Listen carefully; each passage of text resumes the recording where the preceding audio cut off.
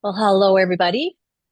Welcome. My name is Angela Bischoff. I'm the director of the Ontario Clean Air Alliance, a charity working for a 100% renewable energy future for Ontario. I'm zooming in from Tekaronto, Treaty 13 territory and traditional territory of many First Nations, Inuit, and Métis people.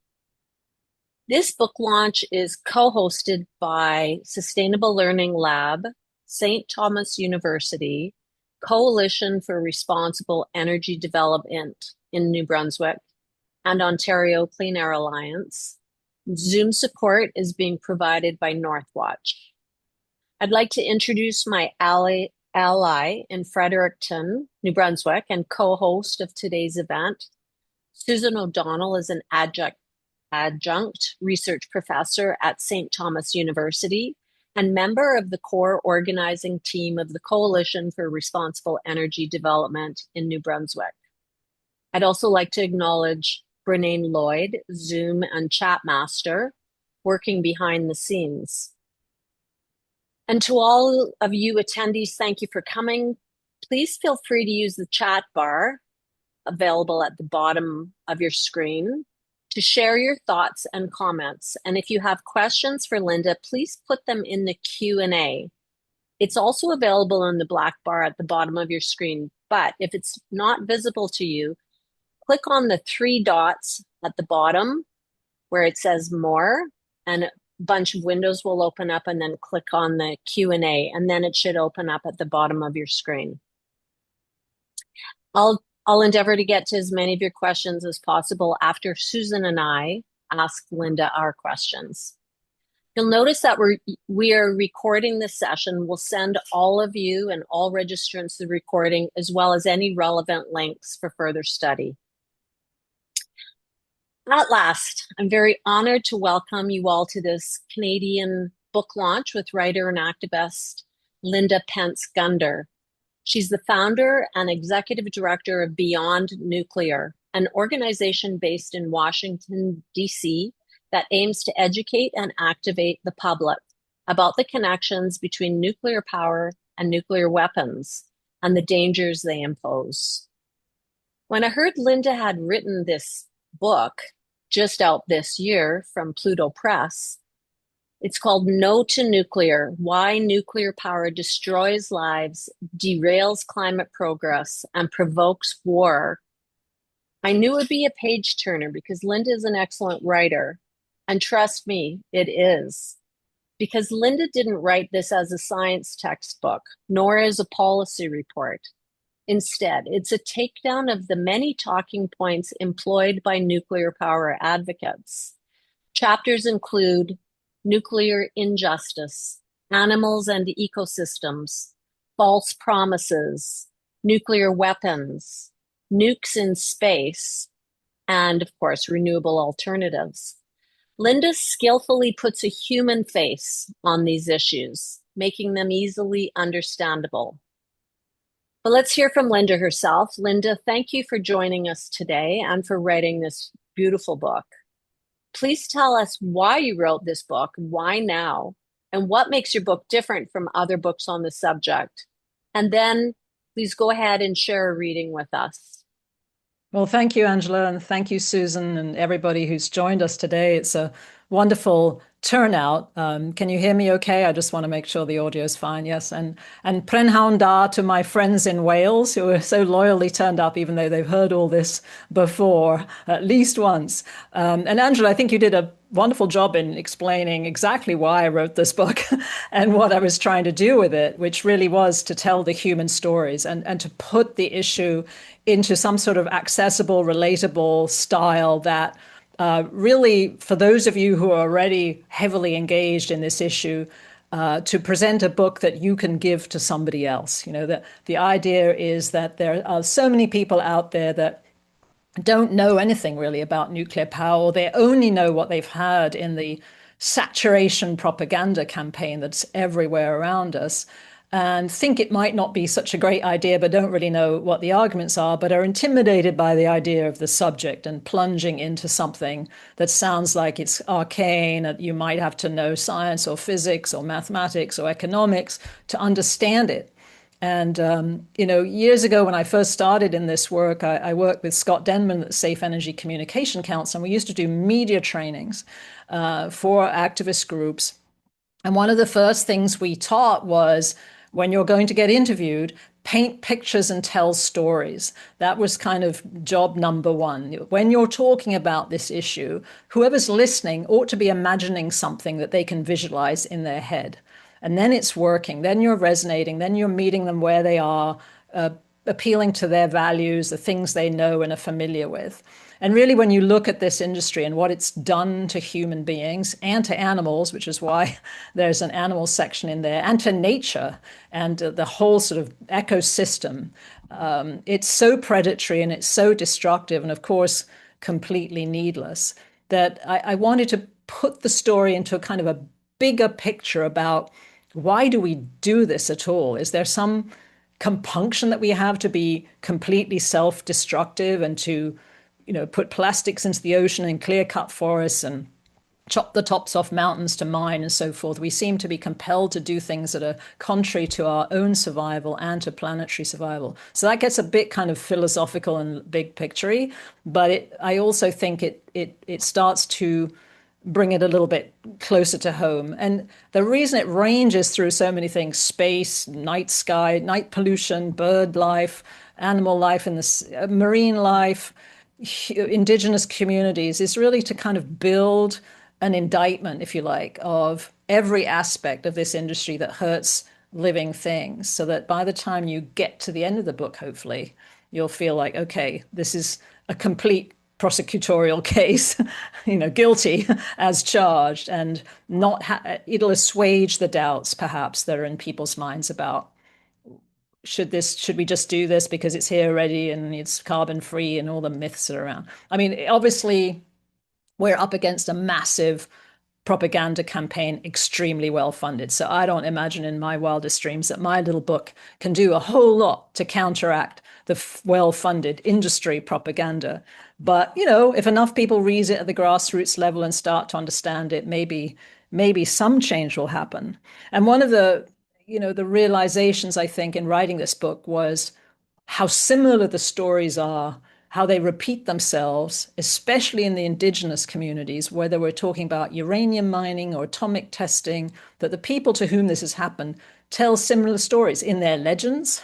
The sort of serpent, the rainbow serpent legends that pervade Aboriginal culture, Inuit culture, Indigenous, First Nations, Native American, and also just in their ability to steward the earth in a sustainable way that we've just completely ridden roughshod over. And so one of the stories that struck me in researching this that pertains to Canada in particular was about the Dene in the Northwest Territories. And so I thought, just to read a little bit from the book, partly because this is a rather beautiful story, I think, but also because it gives you a little bit of idea of the style so that you may not feel intimidated about reading the book, because I'm hoping anyway that it is written in a very easy, accessible style. There are jokes in the book, there's sports figures in the book, there's pokes at Oliver Stone and other things. So trolls, so I'm hoping that it's sort of an easy read. So here's the bit. The chapter is called A Dene Lantern Shines in Hiroshima. And I'm just going to skip through. I'm not going to read it consecutively. I'm going to read a little bit and then skip to the end. So here we go. In some Indigenous communities, healing and atonement are intrinsic to the cultural traditions. So it is with the Dene of Canada, who learned to their horror that some of the uranium they had mined in the early 1940s was used in the atomic bombs dropped on other brown people in Hiroshima and Nagasaki, Japan. The Dene believe that healing requires circles to be closed in order to allow for reconciliation. And so it came about that in August 1998, a delegation of 10 Dene went to Hiroshima and Nagasaki, 53 years after the deadly atomic bombings, to attend the annual peace ceremonies there and to make amends. For the Dene, who felt compelled to travel to Japan in person, it was part of the storytelling that would close the circle and allow healing, not only for the survivors of the atomic bombings and their families, but also for the visiting Dene, because the Dene themselves were also victims. On their lands in Canada's Northwest Territories, a region that had been home to the Satu Dene for millennia, rose the El Dorado uranium mine at Great Bear Lake and Port Radium, a city built to ship out the ore to the US. The Dene were quickly put to work in the mines, at the port and on the ships. They carried leaking sacks of uranium ore and loaded them onto barges and boats. When the uranium ore spilled, the mess was shoveled overboard into the water. The workers' wives and mothers made tents from old uranium ore sacks. Many of the men working at the mine and Port Radium perished at a young age. The health impacts were so devastating around the village of Delin, where most of the workforce came from, that it was dubbed the Village of Widows. During the annual ceremonies to mark the atomic bombings of Hiroshima and Nagasaki, the Japanese float paper lanterns lit from within by candles on lakes, rivers, and fountain pools. At a dinner during the 1998 visit to Japan, the Dene visitors told their hibakusha hosts, Japanese survivors of the atomic bombings, that they felt gratitude to their fellow Japanese elders for, quote, holding up a shining light on a global level for all the rest of us to follow. There were no strangers at that table, they said, only brothers and sisters, people. So that was, very moving I felt to see that the atonement that has never come from the perpetrators. The US government has never apologized to the Japanese people for the bombing of Hiroshima and Nagasaki, but the Dene people did. And it was they too were victims. They too had suffered in ongoing down generational ways, but it was they who sought the atonement. Thank you, Linda. And thank you for that lovely story. As Angela said, the book is wonderful. We've been comparing notes on it in preparation for this webinar. I read it about a week and a half ago, and I just loved it. So I'm really looking forward to hearing what you have to say, and I have a few questions for you. Okay. So I recognize a lot of the names in the participants. A lot of people are involved in climate action. And so I do want to start off with that one. So as you write, the nuclear industry likes to argue that it is a low carbon energy choice. However, of course, the low carbon argument ignores nuclear power's other, more important disqualifiers. So why do you believe that the push for nuclear reactors is not about addressing the climate crisis? Well, part of the reason, I suppose, is that it can't actually address the climate crisis. And I think the nuclear industry probably knows that. But for a long time, it was the key selling point. I'm not so sure that it is so much now, because unfortunately, what we're seeing, especially here in the US, where we're trapped under the Trump regime, the climate crisis is irrelevant. It's been wiped off the map as even an issue that we should bother with anymore.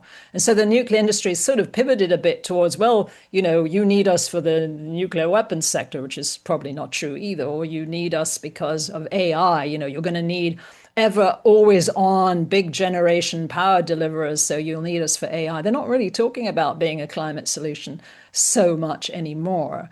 The carbon argument is a really interesting one. I do get into that in the book a little bit, influenced, I have to say, somewhat by the very fine work of Amory Lovins, who we've endeavored actually at Beyond Nuclear also to sort of boil down into talking points, because he has some really interesting work, but you've got to really read through it in detail, I think. And so we pulled out the key things. And one of the key things the arguments he makes, which I think is very powerful, is that the carbon footprint argument is probably not the central one with which to attack nuclear power, albeit it's not carbon zero, but nothing is. I mean, renewables are not carbon zero either, right? Anything extractive and energy deriving is going to have some carbon footprint.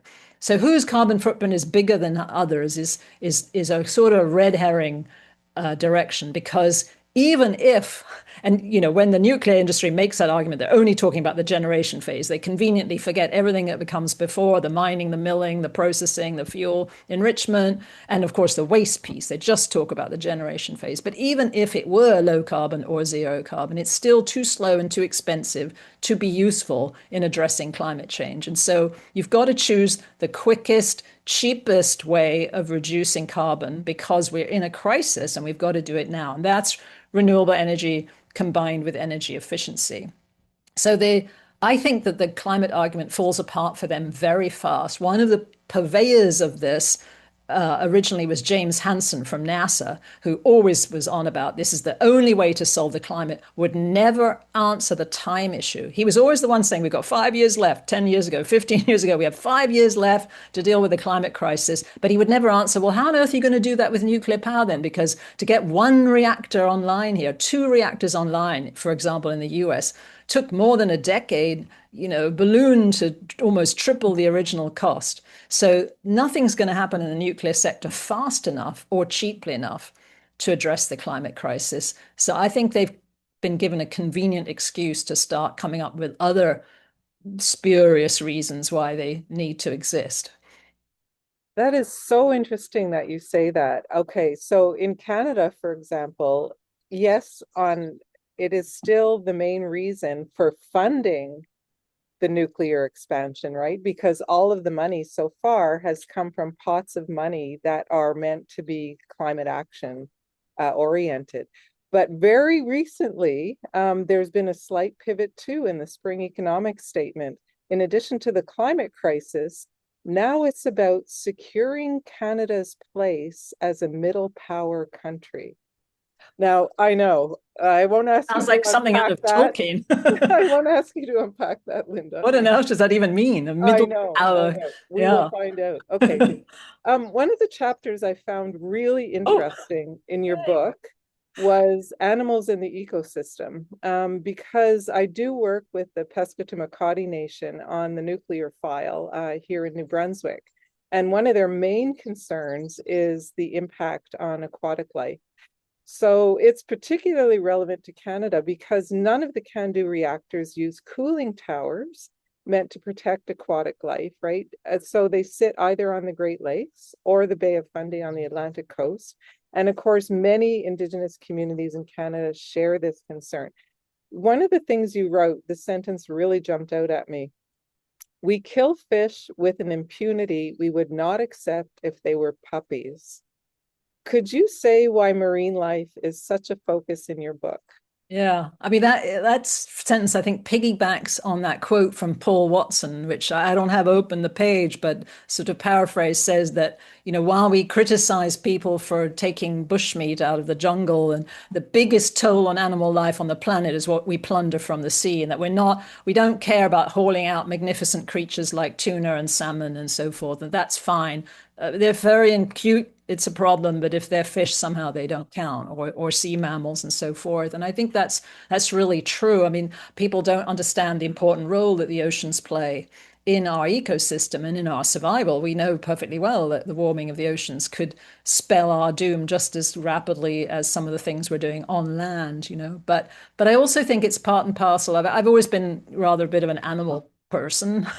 And so it's part and parcel of the culture that I kind of addressed at the beginning of the program, that our attitude towards what we do to the planet is so perverse, and part of that is our attitude towards animals. So much so that we have this phrase, well, was treated like an animal, as if that means treated badly, right? And then that's okay, that animals can be treated badly, so we'll use that phrase. And that shouldn't be the case. There's no reason to treat animals badly. They deserve to be here the same way we do, just because we became a bit more sophisticated and developed things for better or for worse that they couldn't do doesn't mean they don't have a right to a safe, clean environment in the same way that we do. And the ocean piece is really this hidden trash can, right? That we dump so much of our detritus into the ocean, the oil spills, the plastics, all the chemicals that go into the ocean without a second thought for who lives there. So, for example, with the discharge of liquid radioactive waste from the destroyed Fukushima site in Japan, there has been rightly a lot of uproar about what that will do to the fishing community whose livelihood depends on fishing, that so human beings can eat fish. But it doesn't talk at all about why we should expect sea life to take our rubbish. And inhale our plastics and our chemicals. Like, why? They never needed to turn a light on. Why should they take our radioactive waste, right? So that's kind of the premise behind it. It also sprang from a report that my husband, Paul Gunter, who also works at Beyond Nuclear, and I did in 2000. It was published in 2001, called License to Kill, which was an in-depth look. It's on our website. It's an in-depth look at the toll taken on marine life by coastal nuclear power plants and the incredible laxity of regulation around it, so that we found, for example, that the biggest number of animals in the endangered species sector taken at nuclear power plants were sea turtles, who are incredibly popular in the public eye. So we thought, okay, we've got the key to the door now. People are going to rise up in horror that these sea turtles are killed. But, the media just didn't care about it. So people didn't hear about the report in the way we'd have liked. But it was a shock to see. But the way it was dealt with was not, okay, what can we do to mitigate the toll on sea turtles? It was, well, how can we adjust the take numbers so that we just let these nuclear power plants capture and kill as many sea turtles as they are, so we'll say that's okay, and because they're a migratory species, it's very difficult to say how many are around at any given moment. And so it was always playing to the industry's bottom line. It's cheaper for them just to continue killing these animals than put in some turtle excluder device that will slow the flow down, and so they won't generate as efficiently and so forth. And so it's always the animals that pay the price. And that, to me, is just ethically wrong in every way. Linda, can you just explain how the animals are trapped, or like all of Canada's nuclear reactors use once through cooling? So can you describe that for people? Yeah, and in fact, you mentioned that they don't use cooling towers, and that here is known as best available technology, even though it's not great, but it's better than once through, because the amount of water that is drawn in by a once through cooling system is, well, the plant that we looked at most closely, St. Lucie on the Florida coast, a million gallons of water a minute at speed. And so there's an intake pipe that's out a little way out, I think quarter of a mile out into the sea. And the water is drawn in a million gallons a minute at speed. And so the turtles are sort of sucked in involuntarily through the opening of the pipe. They then take a ride down this barnacle encrusted pipe, bouncing off the walls inside, pop up in the intake canal, sometimes with injuries, needless to say. And this was dismissed always by the owners of the power plant, until, of course, we discovered that a human being had also traveled down this pipe, Bill Lamb, and he had thought he was going to die because he was bouncing around and his scuba seat was shredded and his scuba tanks were gored, and he didn't know what was waiting for him at the other end, and he was about to pull the respirator out of his mouth and say, that's it, when he popped up in the intake canal, at which point the owners of the plant prosecuted him for trespass, right? I mean, as if he planned to be there. It was dismissed. But then they said, oh, they'll fix it. But then years later, another guy got sucked in, LeCun, and they didn't say he had trespassed. They say he deliberately chose to do this, which was ludicrous because it was equally terrifying, of course. So that's how they come in. Of course, the other thing that happens is sea turtles, seals, manatees, all of whom have been sucked in there, pop up and they're either rescued or, if they're dead, dealt with. But fish spawn, fingerling, are small enough that they go through the entire system. So they go into the plant, they get pulverized in the plant, and then discharged with the hotter water into the body of water from which they came. So that changes the ecosystem there, because the hot water is not natural. The hot water that's discharged raises the temperature of the water in the discharge area. The sediment that's kicked up by the speed at which the discharge water comes out clouds the water environment. So it kills off the plants that are growing in that immediate area, and it drives away indigenous species. And we saw this at Diablo Canyon, actually, where the utility said, oh no, there are plenty of fish here. And they showed us a sort of Jacques Cousteau-like movie of all these beautiful, colorful fish swimming around Diablo Cove, none of which were indigenous. They'd all come there because the water was hotter, and all the creatures that were supposed to be living there had been killed off or gone, so this is how they try to propagandize, that they're good for animals. Okay, well, from that pleasant story, I'm going to skip to war zones. Okay, so your book has an excellent analysis at several points about the link between civilian nuclear energy and nuclear weapons. But also, and this is what I want to talk about, the risks of civilian nuclear reactors in a war zone. So could you talk about the situation right now in Iran or Ukraine, and particularly why you see these countries as cautionary examples for any country that currently doesn't have nuclear energy, but that is thinking of developing a civilian nuclear program? Well, yes. I mean, we've just seen now even a country that's not technically in a war zone, the United Arab Emirates, have its reactor suddenly in the firing line, Baraka, where luckily, again, didn't actually strike the reactor, but still there was a fire and one of the units had to shut down, go to backup diesel generators. But we've also seen attacks by Israel and the US on all of Iran's nuclear enrichment and uranium production facilities. Not again the Bushehr nuclear plant, fortunately, but again, this is just luck that's saving us at this point. And as you mentioned, Ukraine, with most particularly the 6-unit Zaporizhia in the southeast, which has been in the thick of the fighting and has had drones and missiles landing on the property again, miraculously, not the reactor. The reactor that actually has been hit, ironically, is Chernobyl, which is the Unit 4 has this protective safe confinement dome, they call it, over the old sarcophagus, and a Russian drone blew a hole in that. And that's not been repaired yet. It's going to cost $500 million to fix, But the sarcophagus underneath that, which is the original one that was built very quickly after the 1986 explosion, is in the point of collapse. And if it collapses and that hole is still there, we could see a massive release of radioactivity from Chernobyl, of all places. So the irony is there. So I think there's sort of two separate stories here. One is that obviously having reactors in a war zone is a real, incredible risk that should never be undertaken, which speaks to our argument that we shouldn't have nuclear power plants because that's not an acceptable risk. And as we've seen, war can break out in unexpected places. You can't just assume that it won't happen here, so we're fine. The Iran story, though, speaks to something else, which is the flaw in, unfortunately, two nuclear ban treaties, if you like. Well, one is the Nuclear Non-Proliferation Treaty, Article 4, which gives countries that say they won't develop nuclear weapons the inalienable right to develop nuclear energy.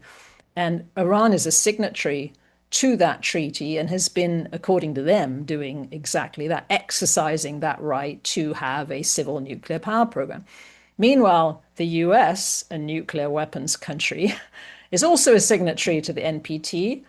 Article 6 says that the nuclear weapons countries should be disarming. Clearly, that's not happening in the US or in any of the nuclear weapons countries. And they're talking, in fact, quite the reverse about ramping up. So there's that hypocrisy. And then, of course, there's Israel, which has special dispensation for all sorts of things, including this. And so Israel has a unique position in the UN where it does neither admits nor denies that it has nuclear weapons, even though everybody knows it has 200 nuclear weapons, probably, at least 80, probably 200. So you've got two countries with nuclear weapons bombing a country that's a signatory to the NPT that doesn't have them, saying you can't have them, although we need them, but you can't need them, so you can't have them. So there's a level of hypocrisy there, but what it shows is that you can be seemingly, but no one really knows for sure with Iran, a treaty-abiding nation with a civil nuclear power program that can be bombed, that can be attacked, that can be the victim of war. The other thing, of course, is that the reason the blurry line exists between nuclear power and nuclear weapons is because no one's really sure what Iran is doing. They say they're not doing this, but they started enriching, above the 3-4% that's civil grade. They get into the 20%, they get into 60%. If you get above 90, that's weapons grade uranium. So it's a little bit fuzzy, right? But then you see other countries like Saudi Arabia, for example, that's very eager to have nuclear power plants because they say they burn too much oil, so we need to export more of our oil so you guys can burn it instead and have a bad carbon footprint. Our conscience will be clear.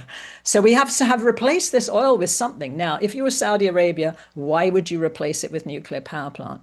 In a country like Saudi Arabia, sunny, windy, if you need electricity, that's not where you're going to go. So that's not the reason they want nuclear power. It's at least to posture the possibility that they could go to nuclear weapons because they could, and Iran might be or not. And that's why the back door being left open, and this clause is also in the Treaty on the Prohibition of Nuclear Weapons, sadly, that clause leaves the back door open perpetually to transiting from nuclear power to nuclear weapons. So we say, inextricably linked in that way. And of course, some programs in the world started that way with nuclear power, went to nuclear weapons, like India, who got the technology, personnel, know-how, materials for a civil program and said, thank you very much. And now they've got the bomb. Yeah. And India, the Cyrus reactor, that wasn't all the technology, but they did get the reactor itself from Canada. Way back when, before there were safeguards in place, right? Okay, right. I'm just going to ask one more question for now, and then I'll turn it over to Angela. But you mentioned a couple of times, Linda, I don't know if you used the word lies, but you may have. The lies of I'll use it, the lies of the nuclear industry. What do you see? And we're being inundated, right? 24/7. There's a big promotional campaign happening in Ontario, for example, to promote nuclear power, about all kinds of wonderful things about it. What do you see as the best strategy moving forward to fight the lies of the nuclear industry? That's the perpetual big question. And I think we all examine in our movement all the time, because one of the big challenges, of course, is the lack of resources. This is obviously a multi-million, if not billion-dollar funded campaign across North America and our two countries and elsewhere, in the United Kingdom and in Europe and everywhere, where this sort of fever is developed of everybody wants new nuclear. I actually sort of jokingly called it the sort of the nuclear labubu. If you don't know what that is, it's the new fad toy that everybody has to have. And you look at it, it's completely unappealing and cheap looking. And why? What's the big fuss? And that's sort of what one has to ask about these reactors. They have no purpose whatsoever, and they probably won't get here at all, or not in enough numbers to do anything. And then they'll be discarded on the scrap heap of history, like all the other fad toys were. But what's behind it? And I think it's just a very low-hanging money tree, for the big. It's being driven, I think, by the complete capture of our democracies by the billionaire tech bros and their nuclear toys and their data centers and their AI-driven surveillance.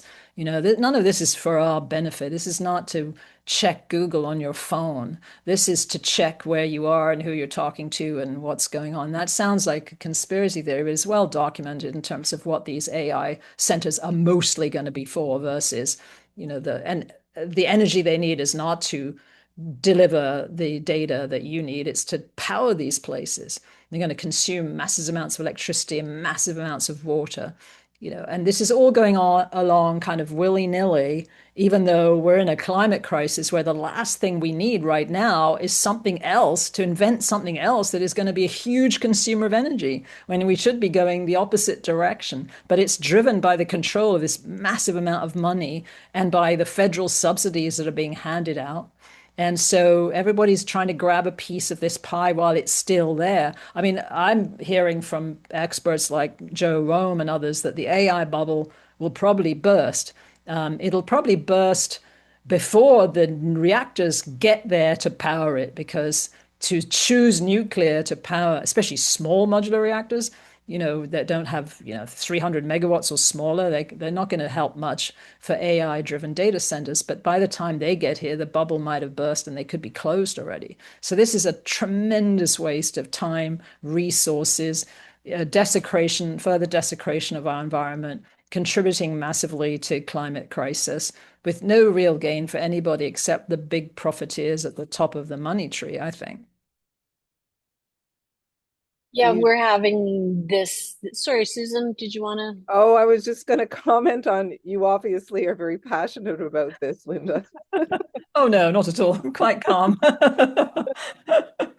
Yeah, I was gonna say, Linda, we're having these same debates in Canada. Why does our government want, like, they just released an electricity strategy which is focused on east-west grid, which is what we've all been asking for years. but it's going to be powered by nuclear and fossil fuels.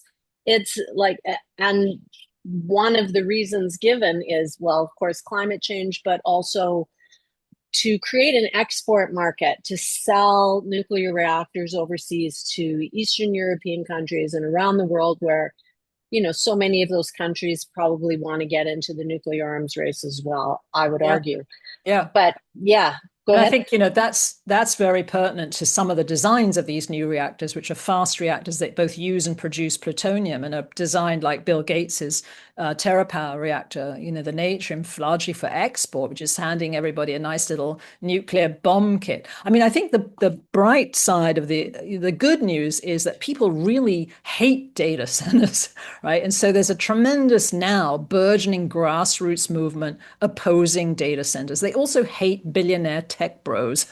And so the fact that this is all the same club, it's sort of the nuclear Epstein club, really, you know, of these tech bros are in this club, and then they've got the data centers and they've got their nuclear reactor designs, and they all want it to be one big thing none of us will benefit from. And so I see an opportunity actually now for the anti-nuclear movement to partner with the anti-data center movement, because it is going to be Right. one and the same thing. And of course, as you point out, Angela, while these data centers come on, which can come on quickly, and the reactors that cannot come on quickly, and the squeeze out of renewables, what these data centers are going to be powered by are fossil fuels.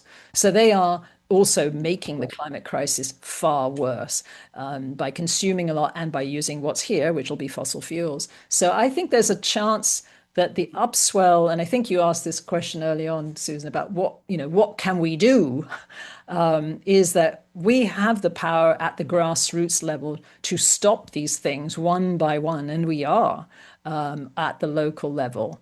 And that now we've got a sort of twin threat between the reactors and the data centers. And the fact that people are more frightened of data centers, ironically, than nuclear plants that can melt down. But it gives us an opportunity to introduce that and to educate people in general about nuclear. So even if the data center thing went away, but the nuclear thing was still around, now people are informed about what that can do to your health and the environment and the access to clean water, or access to water, period, you know, because these data centers are going to arid environments where they're depleting the water source. So I think there's hope there, but it's got to come from all of us. We can't wait for anybody up top to do it, because they're not going to. They're all captured by one thing or another.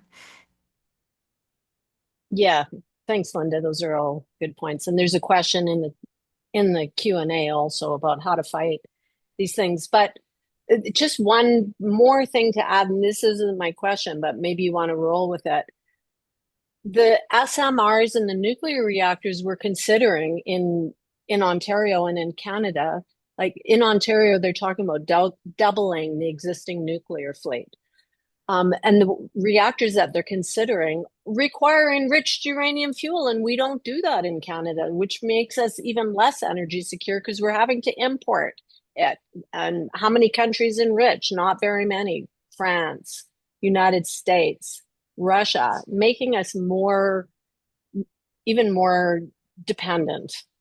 But I digress. Let's go to my next question. Go ahead. I actually have a question for you then, Angela and Susan, in terms of how that's framed, because I see, like, for example, in the UK, we've had Ed Miliband, the energy secretary, saying we need homegrown nuclear energy, like homegrown energy, that's nuclear. It enhances domestic security. And you think, well, in what way is that? Are you hearing that in Canada too? Because that just sort of begs this question. In what way does that actually enhance? How is it homegrown? I mean, I know you have obviously big uranium mining in Saskatchewan and so forth, but when you're talking about highly enriched uranium fuel, then this is not homegrown.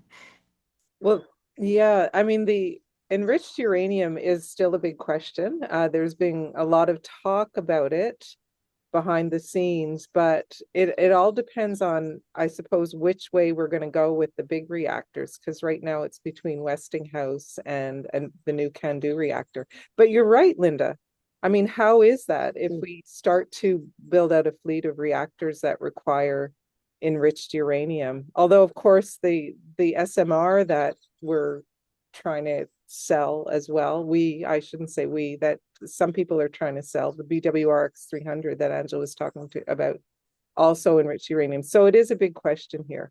Yeah, and the answer, of course, with the highly enriched, low uranium, the halio fuel that we're talking about, for example, for Gates's reactor, comes from Russia mostly. I mean, I think, in fact, possibly, well, there's one plant here that can do it, but other than that, I think it's in Wyoming. But otherwise, that's the primary source, and so Russia also has this sort of special dispensation where we're going to boycott your oil and gas because of the war, but not the uranium piece, because without that, this program dies on the vine, right? So there's this level of hypocrisy as well about what domestic energy actually means.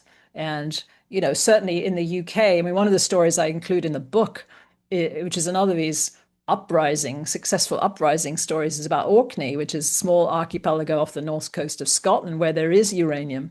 And there was an attempt to start uranium mining there, and the locals got together and rose up and defeated it, and what happened to Orkney is it's become a sort of renewable energy hub now, and so we've got wave power and all sorts of. I think they make more energy on Orkney than they use. So it's a great template for what can happen with citizen revolt. And I think it was 1,000 people who marched. It wasn't a huge turnout, so you can stop it, but that was in the 70s. I mean, we are in a different time now where we've got this incredible monopoly of mega international corporations who are all friends with each other too. It's sort of, I mean, I rather sort of callously made that joke about Epstein, but I do feel like there is a sort of similarity in this kind of club of insiders that are all protecting each other and all have dirty secrets and are doing really awful things, but they've got control of practically everything. The media, especially with Bezos,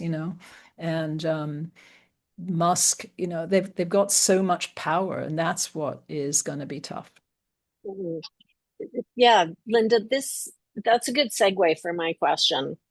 I was really interested because I recall you wrote about the protests in 2011 in southern India, in the state of Tamil Nadu, where Russia was planning to build 6 reactors. The locals rose up and held rallies on the beaches. And of course, they were met with repression and state violence. 9,000 people from 2 local villages were slapped with sedition, charged with waging war against the government of India. Leaders were forced into hiding. There was a friend in Montreal who was an academic that basically couldn't go back for a period of time. Scores of people went to prison, faced police harassment, property losses, etc. The reactors were eventually built, yet the court hearings continue. You quoted one of the leaders saying, quote, fascism is the ideology behind nuclearism, and nuclearism is the penultimate expression of fascism. Could you explain the connection between fascism and nuclearism and colonialism? Yeah, so that was SB Udayakumar, who goes by Uday because that's easier for all of us to say. And actually, we gave him the Nuclear Free Future Award last year because of his extraordinary courage and activism, where he actually had to go kind of underground for 2 years and didn't see his children who live here, and who actually came to New York, his sons, to accept the award because he couldn't get a visa to come to the US to accept it in person. And not only that, it's a cash award, and we were not able, for his own safety, to send him the money which he would have dispersed to the grassroots activists in his community, because that would have put him in the crosshairs again of this very far-right Modi government, that he was a foreign agent. That Russians do this as well. If you have any kind of opposition to what the government's doing, you're considered a foreign agent, and all sorts of things. You can disappear, you can be shot, you can be imprisoned on trumped up charges. So they face some of the most serious charges. I think somebody did die in one of the demos. There was live ammunition fired. And we kind of argue that really an industry like nuclear power cannot operate effectively in a democracy because it does require this, and it's much worse, obviously, in some of these countries like India, where they take such draconian actions. But the courage of those people was inspiring. And when you look at the photos, and actually Uday told us this, it was mostly women, and they're in their beautiful, colorful saris, like wading into the sea and daring the authorities to do something, because they knew what was at stake. And there's a similar thing now happening in Kenya on Lake Victoria, where they're saying, oh, we're going to build nuclear power plants here. And it's almost an identical story of a community which is largely fishing and farming. And that they know that this will be the end of fishing and farming if these plants get built, and their livelihood depends on it. And they're willing, in some cases, to die for this in order to stop that legacy being given to their children and grandchildren. So I think that's remarkable. I mean, the Italians also have a lovely story in the book about when the Italian government announced they were going to put all the nuclear waste in this one little community in the south. And they rose up the night the announcement was made. They occupied the site, and I think they still have it, actually, even though the plan got cancelled, in 2 weeks. I mean, this was like the fastest anti-nuclear victory in the history of our movement. In 2 weeks, they rallied 20,000 people, 200,000 people. They blockaded the interstates. They occupied the train stations. They brought food and drinks to the truck drivers and turned them around, sent them back north, and it became politically suicidal to support this dump. It's on a beach, and ironically, we went to this beach and looked at it, and there's a sign saying, do not leave your rubbish on this beach, but they wanted to put nuclear waste there. That was totally fine. So, it can work, but they weren't suppressed. They weren't shot at. They weren't charged with sedition. They just won a political battle. So we have to cling on to what little of the democracy we still have left and use it to our advantage, because while we can, I think. Yeah, like in Ontario, the government is not giving us an option. Do you want to double our nuclear fleet? It feels fascistic in that there's no dialogue, there's no conversation even in the legislature, because the existing government, who I call Doug Ford is the Trump of the North, they have a majority and they do whatever they want anyways. But really, all the parties and the public, and we're so propagandized by the nuclear industry that we need this and it's clean, and like, how do we counter? And there's such little journalism critiquing these massive expenditures. There's lots critiquing the oil and gas industry and the billions of dollars in subsidies and going to the oil and gas industry, but no critique from the unions, from most of the environmental community, from the political parties, as to this direction that we're moving in Canada toward more nuclear. How do you explain that? Yeah. And also just this lack of public input. I think we're seeing the same thing now in the US, where we've got these governors, particularly in the Northeast, that are just undoing referenda. They're saying, oh, it was a moratorium, so we can just, cancel it. But you can't actually. You have to go back to the electorate and ask them to vote again, and they're not doing that. They're just by decree saying, oh, that's over. We have, I guess, it's sort of we can't build more nuclear plants unless we've solved the waste problem, or there's a criteria involved in terms of what would allow for nuclear expansion. They're just doing away with it unilaterally without a democratic process. And I do think that's extremely alarming, and we have to demand the right to intervene. And of course, in the US, being a very litigious society, often you have to file suit in order to get anything done. I mean, the media problem is a profound one, I think, but not only in this issue. I mean, I was a journalist for a long time, but actually in sports, funnily enough. And I see the lack of specialization is diminished in all departments of media. I mean, the Washington Post actually just killed off their entire sports section. So that was that, and all their foreign desks. So there's not really people on the nuclear beat, Well, I think there used to be. They're the trade publications, but there's nobody that sort of specializes in that.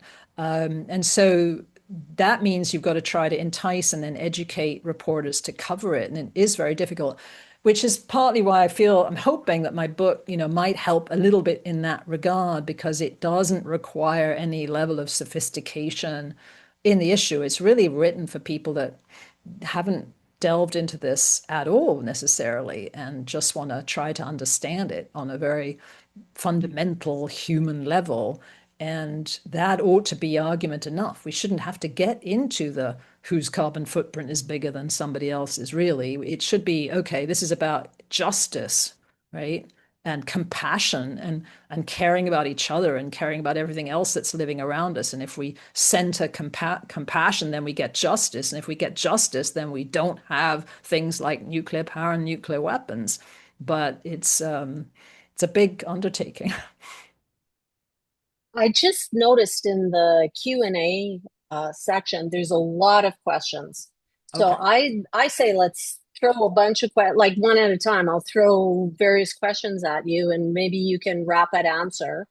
But the first one I think is a good segue from what you're talking about there. One of the things I really enjoyed in your book was how you talked about how Trump and recent governments have systematically dismantled the regulatory authority, and we're seeing the same thing happen in Canada. I wonder if this is really a question for Susan. Maybe you could address what's happening in Canada. The United States is just a couple of years ahead of us. Sure. Well, I'll leave it to Linda to talk about what's happening to the Nuclear Regulatory Commission. But until the latest, Trump 2.0, Canada was talking about harmonizing regulations with the US. And as recently as a couple of weeks ago, our Prime Minister Carney mentioned that despite wanting to disengage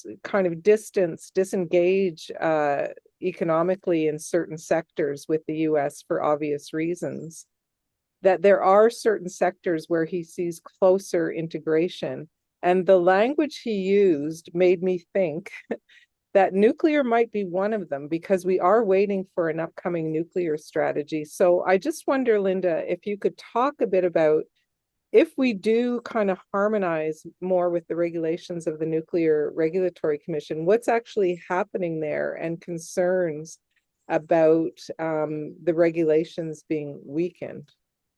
Well, without getting too deep into the weeds, because I know we've got quite an international audience as well. But that said, there's a lot of copycat going on. I know in the UK, they're sort of following the US model of deregulating the regulator.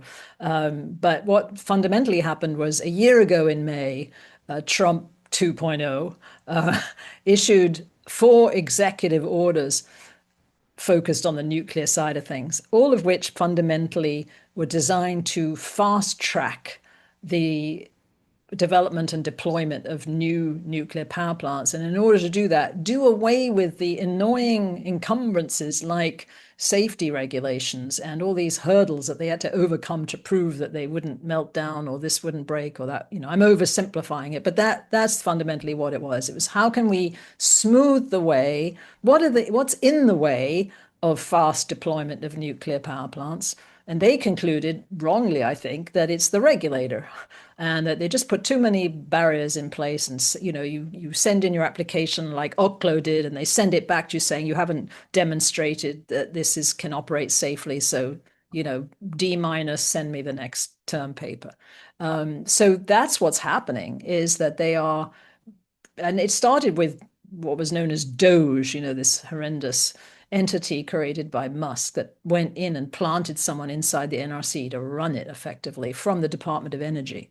And that's the other thing that's happened, is that a lot of the regulatory oversight is being shifted to the Department of Energy, whose main job is to steward the nuclear weapons complex, right, despite its name. So that's really what we're fighting back against is, that said, the Nuclear Regulatory Commission was by no means a robust regulator. We always refer to it as a lapdog, because they would as I mentioned with the animal situation, they would say, "Oh, just take more turtles. That'll solve that problem. We don't have to. You don't have to build a barrier, you know." And same with other issues that relate to nuclear safety. It's more about how can we save the industry money, not how can we save human lives.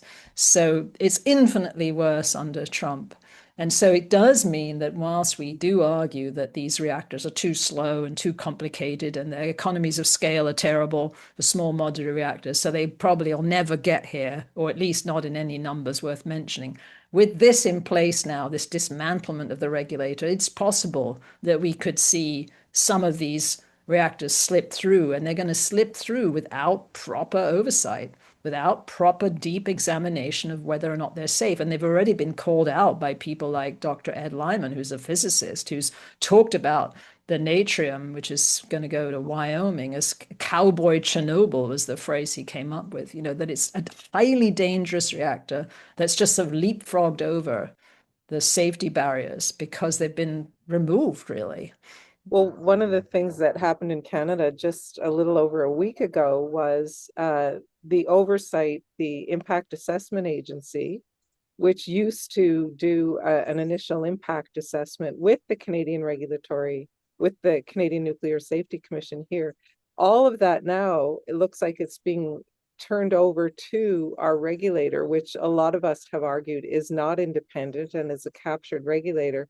So at least the Impact Assessment Agency, which they did have a lot of public trust because they were seen certainly as an independent oversight. Now that's going to be taken out of the path to nuclear, new nuclear builds, etc. I'm just going to jump ahead to one question in the Q&A because I'm really interested to see how you're going to answer this. And it's a question, I mean, we hear this often. Well, in China, they can build a reactor in 4 or 5 years, and China's going all in for nuclear. So what can you say about, is this something that, hey, they can build a reactor in 4 or 5 years? What's so special about China? Well, I don't know that there is anything particularly special about China. I mean, let's take the small modular reactor example, because I think, going to that question, people think that they're already here. Oh, small modular reactors exist. Well, there's only 3 in the world. 2 of them are in China, and they both took longer than expected and cost more money than expected. So the trajectory is the same. I don't know a lot about the regulatory oversight picture in China. I don't know that anybody does because it's not really accessible to us. But so I can't really speculate on why they can do it faster. I can speculate on whether that's a good thing or not, and whether or not proper safety hurdles have been addressed, or whether they've fast-tracked them. I don't know about 5 years. I'd have to look that up. But it's just, China's kind of an interesting place because it's doing everything. What it's really doing fast, of course, is renewables. And seizing an opportunity, especially now, because it's a producer of very cheap solar panels, to boost the implementation of renewable energy, which countries are turning to because of the shutdown of the Strait of Hormuz, because of Trump's ridiculous war against Iran, that they've realized they've got to do something else quickly. Well, what's available that's here quickly? Nuclear power plants? No. Renewables, that's what you can do fast. And that's the big argument, I think, for renewables, is that you can put panels on a roof in 2 days, 2 weeks, 2 months, 3 years. You can build a solar farm, wind farm. And so you can really bring them on very quickly. And that's the wake-up call. I mean, the example I like to use, just as we go off on a bit of a tangent, is Pakistan. It's a kind of a good example, though, because in 2020, Pakistan started to have difficulty accessing liquefied natural gas, which is also a problem now, of course, with the shutdown of the fossil fuel, which is a good thing, obviously, but the inaccessibility of fossil fuels. So in 2020, Pakistan is at 3% solar, and they're having a hard time getting LNG. Today, they're at 30% solar. So that's where they went. Did they build lots of more nuclear power plants to deal with this problem? No, they didn't. They did what could come on quickly and cheaply. And so China does have a role to play in the international market in helping that along. But I can't speak to the safety oversight of China because I don't know how it functions. I'll turn the Q&A over to you, Angela. Yeah.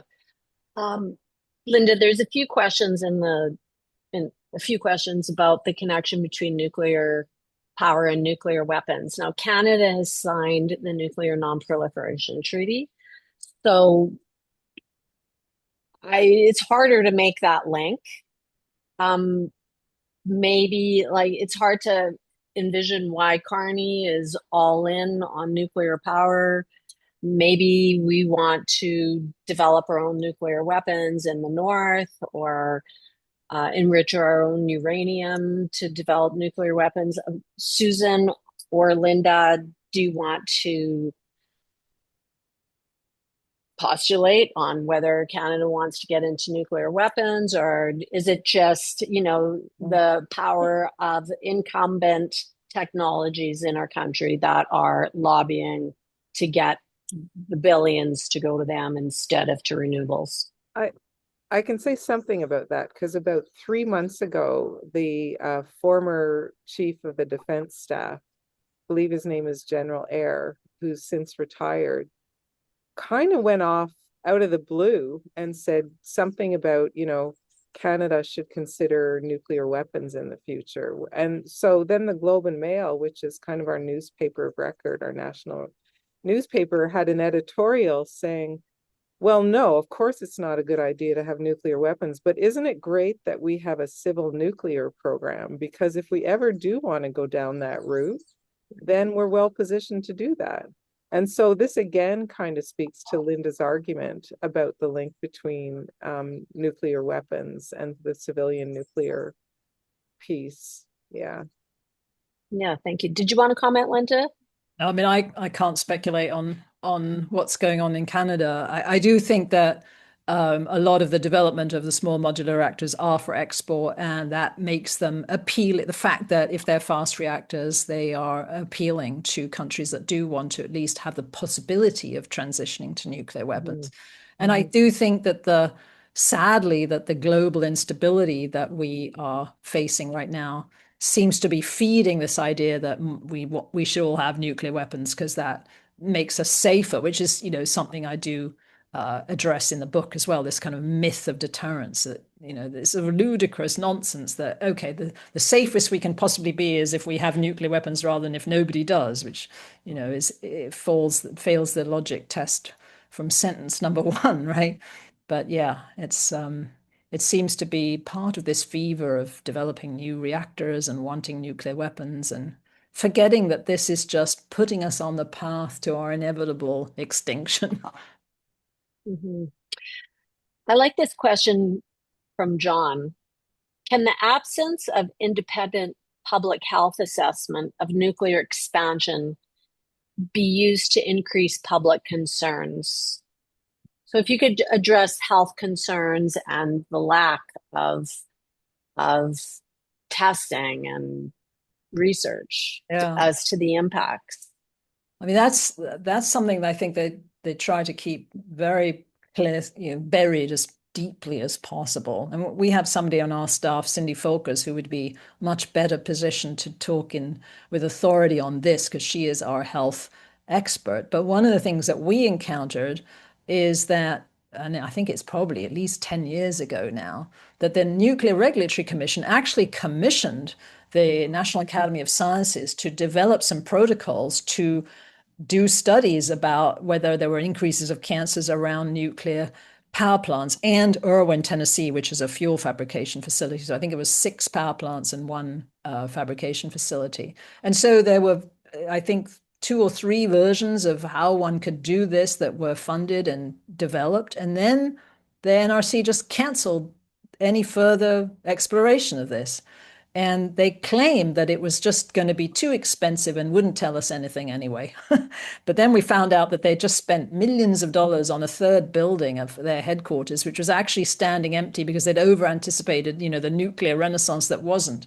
And so it was sort of sitting empty, and we asked how they could afford to buy a building for millions of dollars, but they couldn't fund a national cancer study. And, the conclusion was obvious that they sense what the findings would be, and this would be very inconvenient to the further expansion of nuclear energy. So what we know is that women and female children and children of either gender and fetuses are far more susceptible to harm from exposure to radiation. And yet, at the moment in the US, but this is also being weakened by the Trump executive orders, at the moment in the US, the way that it's decided what the exposure levels should be that are reasonably, as low as reasonably allowable, is based on something called reference man, which is a 25 to 35-year-old healthy white male, the most robust person who can withstand the biggest doses of radiation. So we're not protecting for the most vulnerable. We're protecting for the least vulnerable already. Now the Trump administration is trying to further weaken radiation exposure standards.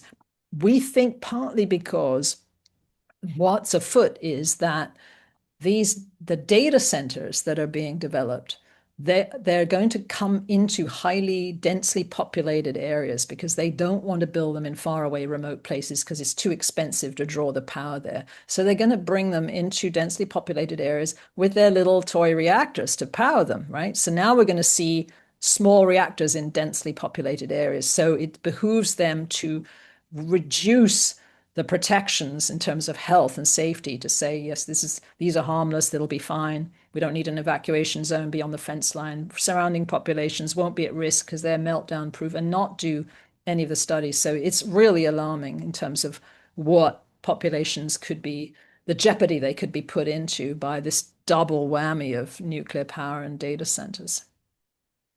So I just put the link to the book in the chat just in case folks want to get a copy. Right. I'll make a very clear explanation like you did at the beginning, Angela, about the Q&A, because when you go to the website of Pluto Press at the very top, you'll see that it defaults to pounds sterling.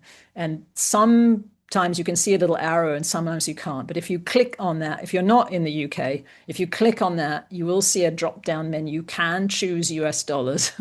Once you choose US dollars, it opens up the form you fill out. Make sure that you choose United States as your country. Then you'll get your $7 postage or whatever, or in Canada if you're there.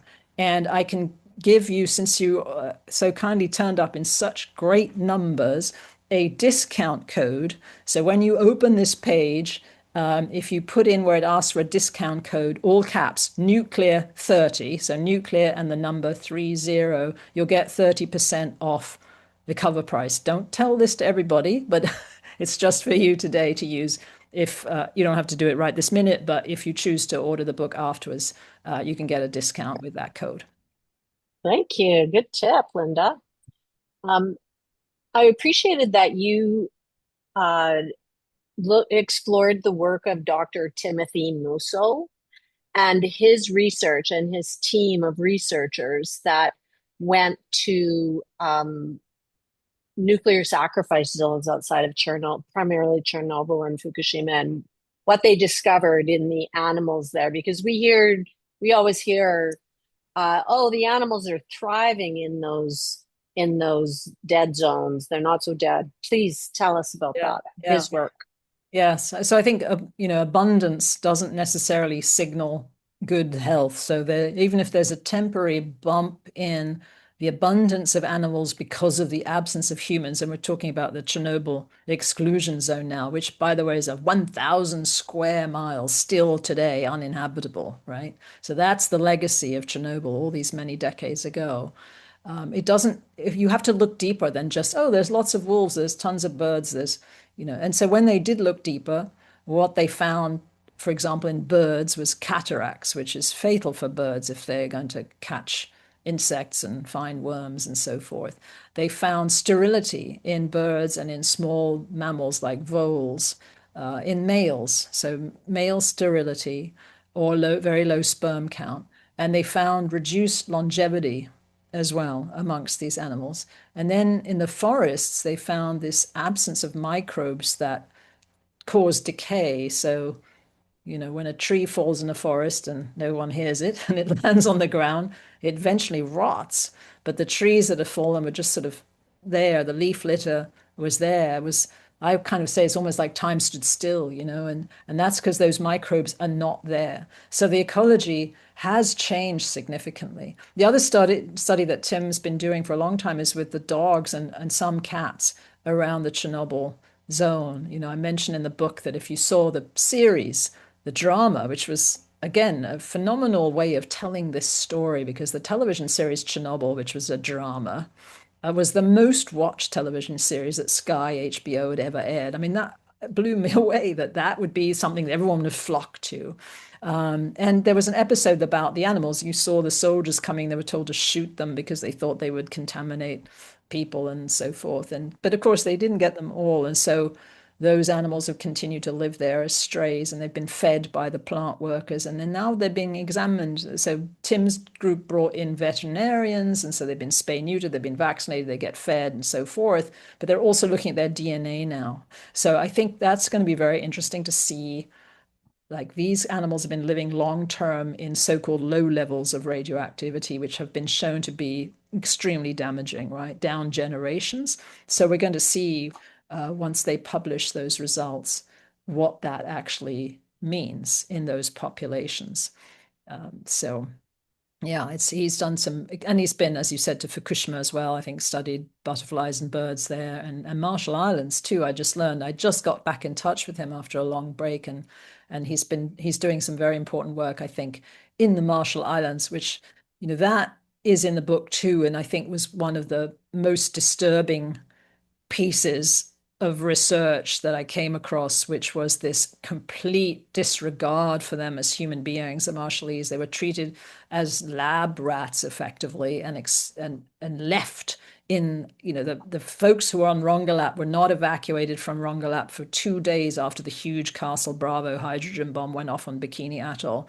Then they were eventually moved back, I think 3 years later, to see what it would be like for people to live in the most radioactive place on Earth. I mean, this was out of the mouth of Merrill Eisenbud, who said, that whilst they are not civilized like Western people, they are more like us than mice. I mean, that was his quote. So they were literally looked at like that. And what started to happen in the Marshall Islands was that women, they hadn't seen a lot of these birth defects and cancers at all, because, living sustainably in this natural environment without these contaminations, they started to give birth to what they called jellyfish babies, or intestines, just sort of piles of, gelatinous material. And, the tragedy of that down the generations of continuing to live there. In fact, the people on Rongelap who went back after 3 years were eventually taken off that island by Greenpeace. Because they said, listen, you can't live here. If you continue to live here, these birth defects and these cancers and other ailments will just continue down generations. That you were put back here as an experiment. They sent Rainbow Warrior, one of their boats, to evacuate them permanently.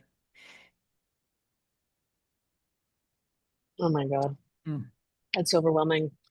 Um, are there are there small modular reactors on submarines? And is China and Russia rolling out SMRs off the assembly line? No one's rolling anything off an assembly line. I mean, like I mentioned before, I mean, there's 3 commercial SMRs. I'm not going to get into the submarine propulsion technology; it's a little bit different. But the commercial electricity generating SMRs that exist in the world are 1 in Russia and 2 in China. So yeah, it's in very early stages. And again, as I said, they all came in late, and they all came in over budget. And we're seeing that, that's what you've got to look forward to with your AP1000s in Canada. When you just look, I mean, have they not sort of looked south of the border to see what happened to the AP1000 story in the United States? Because that is the poster child of late and over budget, at Vogtle in Georgia. I mean, what I love is that the nuclear industry is talking about a renaissance. We're having another nuclear renaissance, and they seem to have forgotten that their nuclear renaissance was a box office catastrophe, right? It was a flop. It was kind of launched in the mid-2000s. There were 34 reactor applications, and eventually 4 broke ground, 2 in South Carolina, 2 in Georgia. They abandoned the 2 in South Carolina mid-construction, stranding ratepayers with $9 billion, which they're getting some relief on now. And then the Georgia ones came in, years late, $36 billion. I mean, almost triple what they originally budgeted for. People went to jail. There was criminal charges, racketeering, conspiracy in South Carolina for this fiasco. And they want another one. They're quite happy to re-advertise this renaissance all over again, as if we have forgotten what a debacle it was the first time. And so if that's, and then there's the jobs argument. I always say, well, if you want to wait 22 years, do you want a job tomorrow or do you want it 22 years from now? Because if you want it in this nuclear plant they're promising you, from the idea to the fissioning process, it's probably going to be a couple of decades. So good luck with that job. You've really aged out of it by then, probably. Linda, thank you.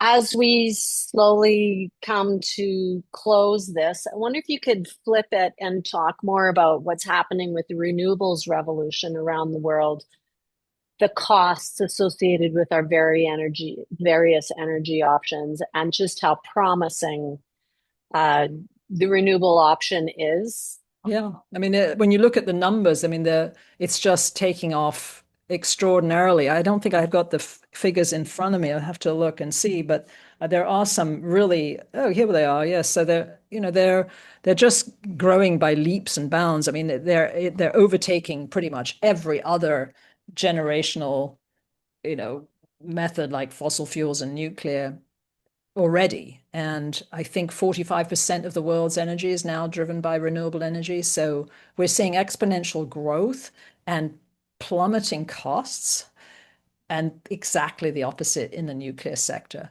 It's called negative learning in the nuclear sector. So you'd think that with a technology that is well known and it's familiar and it's been around for decades, we'd get to do it faster and more cheaply. That's usually the way it goes. That is what's happening with renewable energy. But with nuclear, it's getting more expensive than it used to, and it's taking longer than it used to. So I think the lovely thing about renewables is sort of they're doing it for themselves despite all the obstacles that are put in their path. If those were removed, one can only imagine where we go. That said, there is still this issue of consumption and energy efficiency, and whether or not even renewables come with some problems. When we talked earlier about colonialism, right? They too need to extract minerals, lithium, cobalt, so forth, from the earth. This isn't done necessarily in a anti-colonialist way. It's done in a predatory way often. So there's a certain amount of sort of corporate greenwashing even in this sector. That said, the big difference to me is that the renewable energy sector is doing a lot to try to mitigate those harms. There's all sorts of new ways of making long-term storage batteries, which don't require lithium and cobalt. There's a lot of effort to recycle, whereas the nuclear industry has never tried really in any meaningful way to solve its waste problem, for example. It's just, we'll dump it on those people over here or those folks over there, or we'll try to move it. Or we'll have a repository one day somewhere when we find somewhere that's geologically and ethically acceptable. There's a good chance we'll never solve the nuclear waste problem, and yet we allow the industry to continue to make it. So I think that's a lot still to be done in the renewable energy sector to improve the conditions and the equity issues, especially for the Indigenous communities around those mines that don't necessarily share in the largesse or the wealth and take the brunt of the health issues. But that's at least being worked on in contrast to the nuclear industry. So maybe it'll happen. Sometimes there's this argument, well, obviously renewables are just going to win in the end anyway, so why are you bothering fighting nuclear? It's going to collapse under the weight of its own terrible economics all by itself. But the trouble is, in the meantime, it's gobbling up our tax dollars and our ratepayer money, and it's interfering with our ability to quickly address the climate crisis, and we don't have any time to waste. So we should have been doing things yesterday, 5 years ago, 10 years ago. Now we're out of time, really. So we've got to do the fastest, cheapest thing we can. Energy efficiency is the forgotten stepchild in this picture. You can do a huge amount of carbon reductions in terms of integrated design of buildings, retrofitting, building things sensibly so that they consume less, having appliances and so forth, insulation, all these things we can do. And then consumption, really, we have to examine, I think, and especially in the West, our very kind of reckless and irresponsible consumption of energy, leaving lights on and spin drying our clothes and, running our computers 24/7. And we have to be mindful of the wastefulness of how we use energy and change our ways too. Absolutely. I wanted to just cycle back to something you touched on a few times and ask about the situation in the US. So in Canada, in terms of our sort of big corporate papers, we've got the Globe and Mail and the Toronto Star, and each of them has a journalist on staff that writes somewhat critical analysis of the nuclear industry. But aside from that, there's just a big vacuum, I would say, across the country, except for some small independents, etc. What is the situation in the US in terms of, real critical journalism by reporters who actually understand the industry and can critique it? Or do you just see sort of, recycling media releases from the industry? What's the situation in the US? Well, I think what's really been interesting in the media world in the last 5 years, at least, or maybe longer, is the burgeoning presence of independent media. And that's been helped a lot by online access, right? So whereas we used to rely on the newspaper being flung onto our front path at 6 a.m, and that's how we got our news, or we listened to the radio or watched the TV at 6 o'clock. Now we can get new, and then of course cable news came in. You could watch news anytime. And then internet came, and now we've got lots of places to find the news.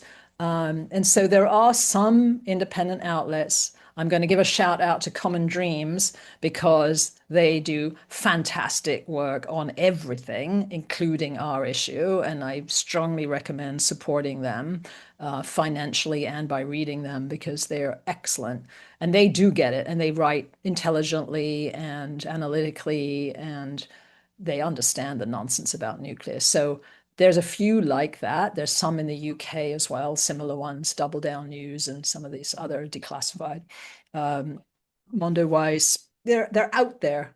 But I think the whole media picture is changing radically. The mainstream model and the traditional media is in big trouble, right? So most newspapers, a lot of small newspapers have closed or they've been gobbled up by big conglomerates.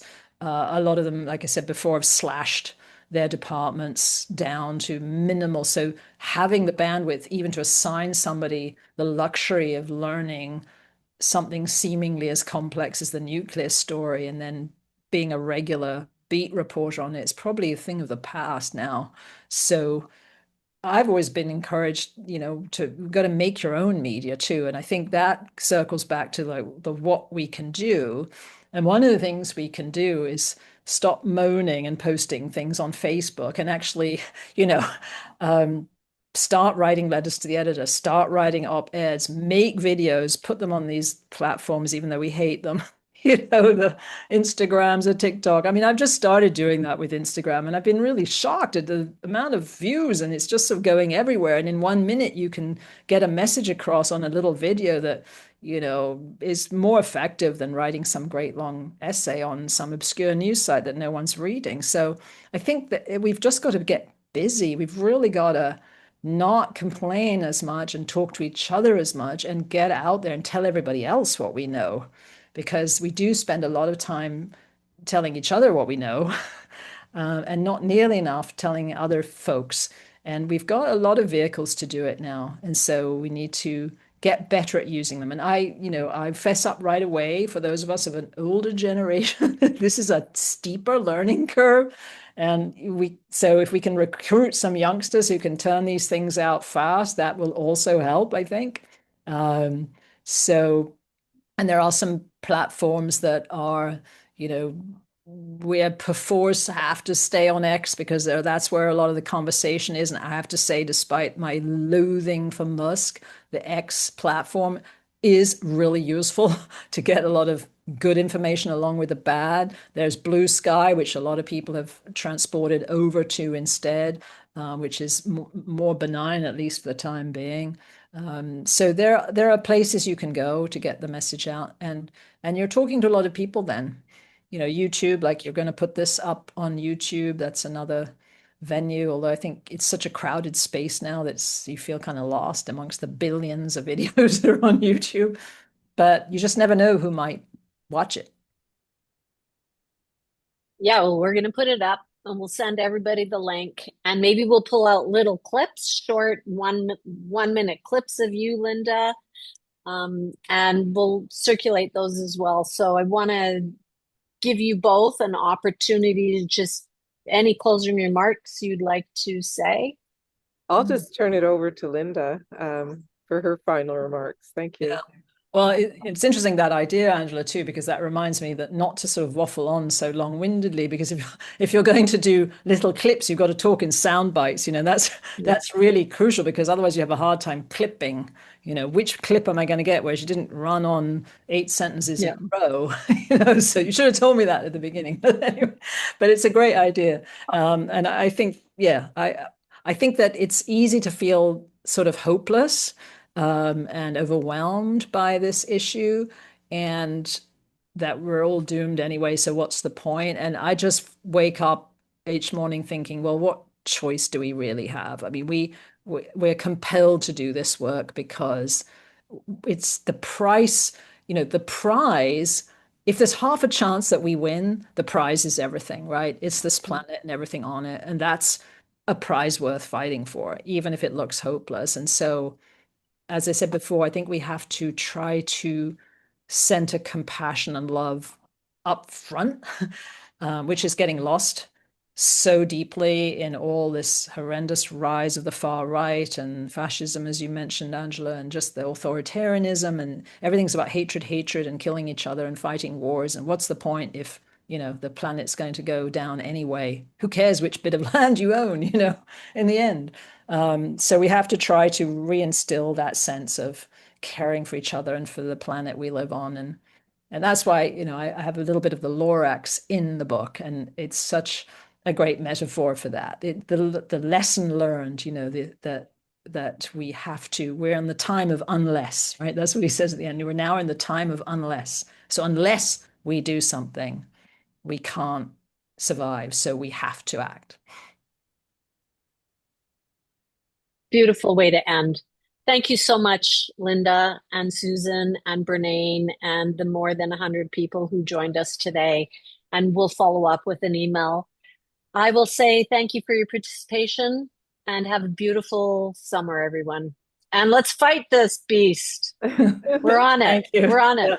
Yeah. Join our groups and send your letters. Thank you, Linda. Bye, y'all. So much. Bye. Bye. Thanks.